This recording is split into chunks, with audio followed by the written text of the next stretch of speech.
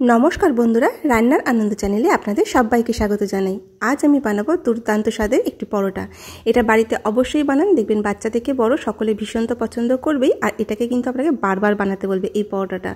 Are Etah भिडियोटा skip ना करे पुरो देखुन, कारण प्रत्येकटा स्टेप किन्तु खुबই गुरुत्वपूर्ण।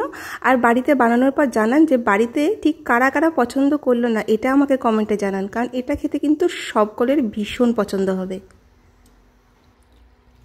সবার প্রথমে আমি একটা কড়াইয়ের মধ্যে দিয়ে দিলাম অর্ধেক গ্লাস জল। এবার এর মধ্যে দিয়ে দিচ্ছি অর্ধেক চামচের থেকে কিছুটা পরিমাণ কম নুন, দিয়ে দিচ্ছি অর্ধেক চামচের থেকেও কিছুটা পরিমাণ কম গোলমরিচ গুঁড়ো, দিয়ে দিচ্ছি দালচিনি, ছোটো এলাচ, লবঙ্গ দুটো দুটো করে। এবারে এর মধ্যে আমি এখানে নিয়ে নিয়েছি মাংস 300 গ্রাম মতো। মাংসটাকে খুব সুন্দর করে জলের মধ্যে ধুয়ে পরিষ্কার করে নিয়েছি। মাংসটাকে দিয়ে জলটার সাথে খুব ভালো করে মিশিয়ে নিলাম। এবার এটাকে ঢাকা দিয়ে দেবো। ঢাকা দিয়ে এটাকে মাঝারি আছে 10 মিনিট ধরে হতে দেব। তো এটাকে মাঝারি আছে রেখে দেবেন, জোর আছে দেবেন না, তাহলে জলটা শুকিয়ে যাবে আর মাংসগুলো সিদ্ধ হবে না। তো 10 মিনিট হয়ে গেছে, দেখুন মাংসগুলো খুব সুন্দর করে সিদ্ধও হয়ে গেছে, জলটাও কিন্তু শুকিয়ে গেছে। তো আপনারা কিন্তু জলটা অবশ্যই পুরোটা শুকিয়ে নেবেন। যদি 10 মিনিটের মধ্যে জলটা না শুকায় তাহলে ঢাকাটা খুলে জলটা পুরোটা শুকিয়ে নিন জোরে আঁচ দিয়ে। তো আমি এটা একটা থালার মধ্যে দিয়ে দিয়েছি, আর যে ছোটো এলাচ, দালচিনি, লবঙ্গ এগুলো ছিল এগুলো ফেলে দিচ্ছি। তো এবারে মাংসটাকে ঠান্ডা হওয়ার জন্য তাড়াতাড়ি করে তো আমি একটা থালার মধ্যে ঢেলে দিয়েছি, কিছুটা ঠান্ডাও হয়ে গেছে। এবার মাংসগুলোকে একদম ছোটো ছোটো টুকরো করে নিচ্ছি। তো দেখুন আমি হাত দিয়েই টুকরো করে নিয়েছি, এটা কিন্তু মোটামুটি ঠান্ডাই হয়ে গেছিলো। তো এবারে ময়দাটা মেখে নেব। তো আগে মাংসটা সিদ্ধ করে নেবেন, তারপরে ময়দাটা মাখবেন। তো আমি এখানে দিয়ে দিচ্ছি 1.5 কাপ মতো ময়দা, দিয়ে দিচ্ছি অর্ধেক চামচের থেকে কম পরিমাণ মতো নুন, দিয়ে দিচ্ছি অর্ধেক চামচ চিনি, চিনিটা কিন্তু এখানে অবশ্যই দেবেন। আর দিয়ে দিচ্ছি এখানে 2 চামচ সাদা তেল। প্রথমে আমি 2 চামচ সাদা তেল দিচ্ছি, তো পরে লাগলে দেব।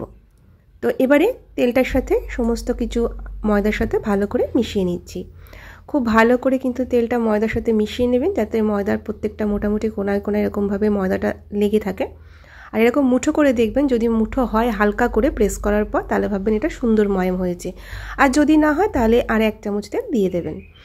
তো এবারে অল্প অল্প করে জল মেশাবো, মিশিয়ে একটা সুন্দর মতো একটা আমরা রুটি পাউটা বানানোর জন্য যেরকম ডো ব্যবহার করি সেরকম একটা ডো তৈরি করে নেব। তো দেখুন ডো তৈরি করে নিয়েছি। এবারে এই ময়দার মণ্ডটাকে কিন্তু খুব ভালো করে ঠেসে ঠেসে মাখতে হবে। যত ভালো ঠেসে ঠেসে মাখবেন পরোটাগুলো কিন্তু ততটাই নরম হবে। তো এটা কিন্তু খুব ইম্পর্ট্যান্ট একটা স্টেপ, যে ময়দাটাকে খুব ঠেসে ঠেসে সুন্দর করে মাখতে হবে।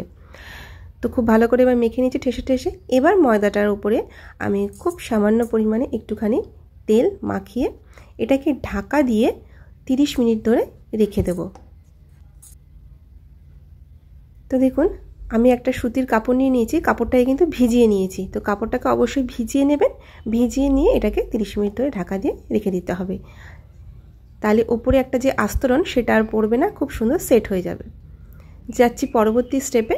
এখানে একটা ফ্রাইং প্যানের মধ্যে আমি দিয়ে দিচ্ছি 2 চামচ মতো বাটার।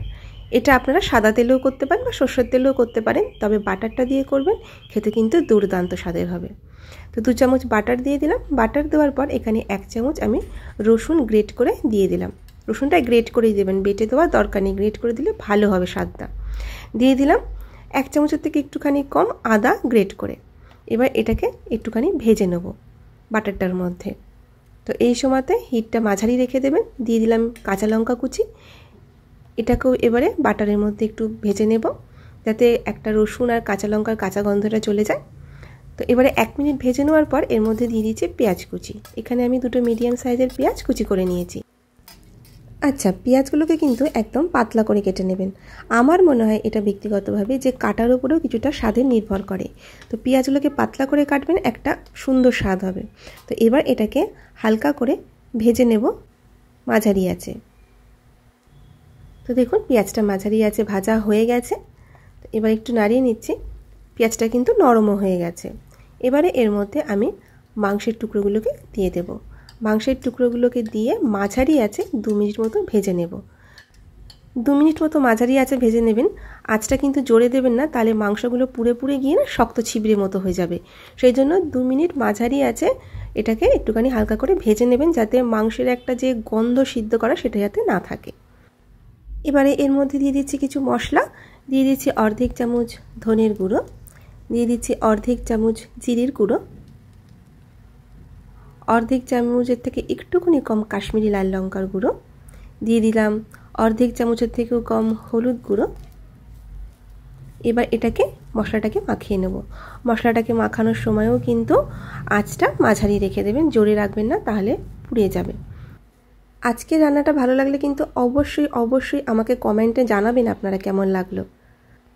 এবারে এর মধ্যে দিয়ে দিলাম অর্ধেক চামচ গোলমরিচ গুঁড়ো, দিয়ে দিলাম অর্ধেক চামচ চিলি ফ্লেক্স, দিয়ে দিচ্ছি পরিমাণ মতো নুন। এখানে আমি গোটা জিরে আর গোটা ধনে আর গরম মশলা হালকা করে ভেজে নিয়ে একটুখানি গুঁড়ো করে নিয়েছিলাম। গুঁড়োটা কিন্তু একটু গোটা গোটা ছিল, একেবারে গুঁড়ো করিনি, তো সেটা দিয়ে দিলাম। এটা অবশ্যই দেবেন, একটুখানি হালকা ভেজে দেখবেন একটা সুন্দর গন্ধ বেরোবে। এবারে উপর থেকে 3 থেকে 4 বার জলের এরকম ছিটে দিয়ে দিচ্ছি। তো খুব বেশি জল দেবেন না, তাহলে কিন্তু এই যে এটা আছে ভেতরে যে স্টাফিংটা, তাহলে জলো জলো হয়ে যাবে। তো সেই জন্য খুব সামান্য জলের ছিটে ছিটে দিয়ে এটাকে এবারে মশলাটার সাথে মাংসের সাথে মাখিয়ে নিচ্ছি। মোটামুটি মাংসটার সাথে যাতে মশলাগুলো লেগে যায় সেই রকম একটুখানি জল দেবেন। তো খুব বেশি জল একেবারেই ব্যবহার করবেন না। এবারে এটাকে 5 মিনিট ধরে আমি কিন্তু রান্না করে নিয়েছি। 5 মিনিট রান্না করার পর খুব সুন্দর কিন্তু মাংসের সাথে মশলাগুলো মিশে গেছে। এবারে এরপর থেকে দিয়ে দেবো ধনেপাতা কুচি দিয়ে আবারও মিশিয়ে নেব খুব সুন্দর করে।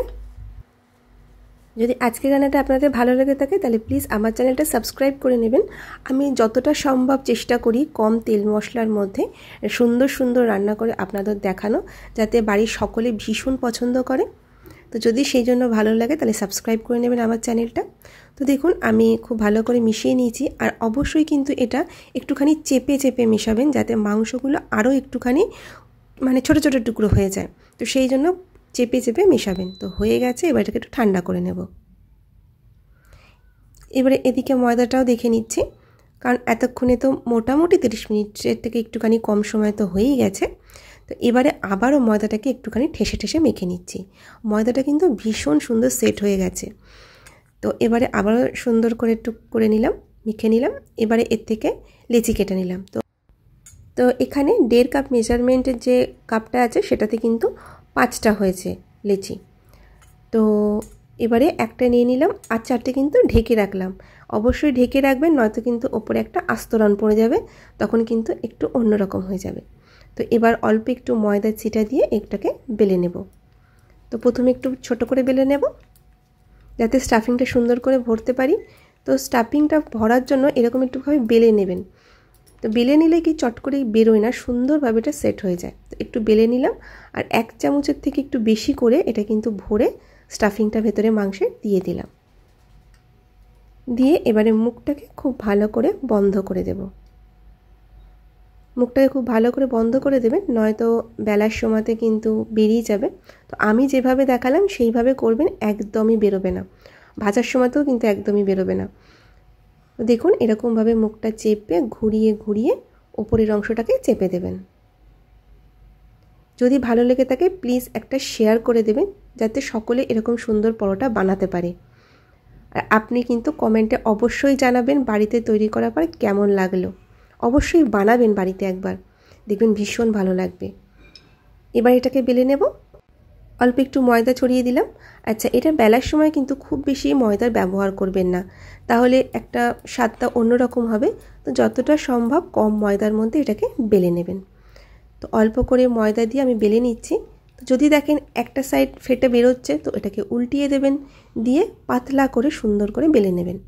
তো দেখুন, আর কোনাগুলো যাতে মোটা না হয়ে থাকে, কোনাগুলোকে একটু ভালো করে পাতলা করে বেলে নেবেন।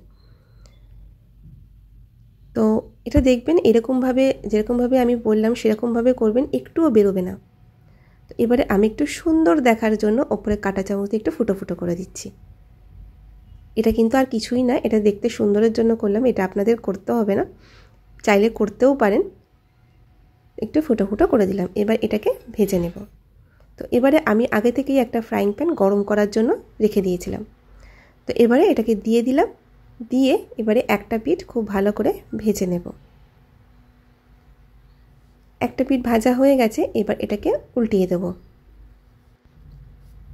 উল্টিয়ে দেওয়ার পর ওপরের পিঠটাতে 1 চামচ মতো আমি তেল দিয়ে দিচ্ছি। তেলের জায়গায় আপনারা বাটার দিয়েও ভাজতে পারেন, তবে আমি তেল দিয়ে দিচ্ছি। আমি কিন্তু খুব বেশি তেল ব্যবহার করলাম না, 1 চামচ ভরেও কিন্তু তেল দিইনি, মোটামুটি 1 চামচ তেল এখানে দিলাম, আর অপর দিকেও এটাকে উল্টে দিয়ে 1 চামচ তেলই দিলাম। আপনারা চাইলে এটা একটু বেশি করে তেল দিয়েও ভাজতে পারেন, আমি 1 চামচ দিলাম। খাওয়ার সময়তে দেখবেন এটা কিন্তু একটু তেল তেলে লাগবে না। তো কিন্তু এটাকে আপনারা চাইলে একটু বেশি তেলেও ভাজতে পারেন, তাতে কিন্তু আরও বেশি সুস্বাদু লাগবে। তো আমি 1 চামচ তেল দিয়ে ভাজলাম। তো এবারে পরোটাটা উল্টিয়ে পাল্টিয়ে 2 পিঠ খুব ভালো করে চেপে চেপে কিন্তু ভেজে নেব। আর সাইডগুলো কিন্তু অবশ্যই চেপে চেপে ভাজবেন, কারণ কাঁচা থেকে যায়।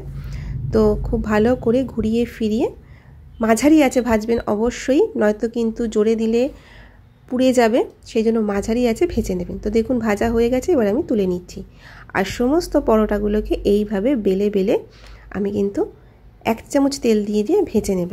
পরোটাটা অবশ্যই বাড়িতে বানান, ভীষণ ভালো খেতে হবে, ছোট থেকে বড় সকলের ভীষণ পছন্দ হবে।